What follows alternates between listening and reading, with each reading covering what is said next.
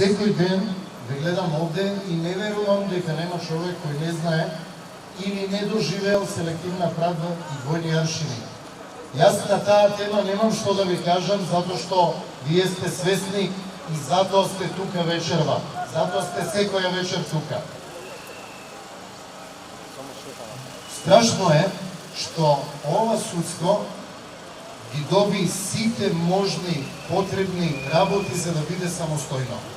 Доби траен мандат, се бираат самите себе си. Самите делат плата и имаат свој буџет, но и тоа не им беше доволно да одолеат на притисоците.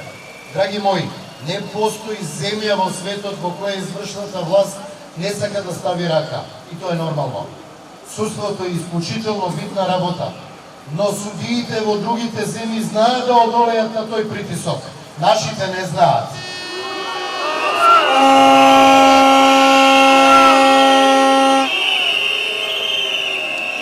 Знам дека пешачевте многу и дека сте уморни, секој ден сте тук и нема да должам уште многу. Ке спомнам само уште 3 работи.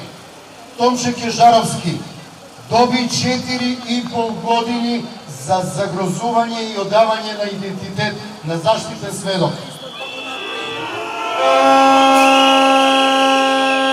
Кој денес ќе одговара затоа што сведоците губат живот и немаме закон за заштита на сведоците?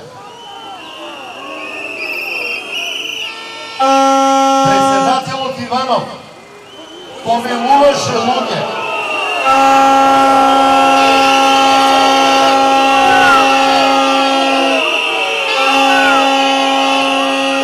Помилуваше луѓе и представува врв на нашето општество.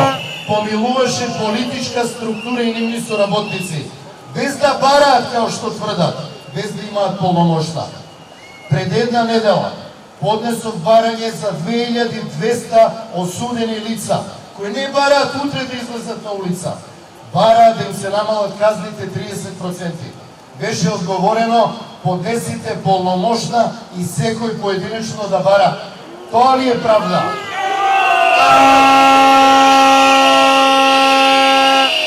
И на крај, кај нас за жал притворот се користи како казна. Се притвараат деца кои може би сториле дело, но сигурно не се притвараат луѓе и се пуштаат од притвор кои исто може би сториле уште покрупно дело. Ова судство имаше шанса голема да се врати на свој нозе. Тоа му го овозможи специјалното јавно обвинителство, но не знаеше да искористи шансата. На секој нивно барање немаше притвор, све друго што се бараше добија луѓето притвор. Добијат покачување 30%. И на крај, каква порака ова наше судство дава на нашата младина со која исклучително се гордеам, од студентскиот пленум до протестирам.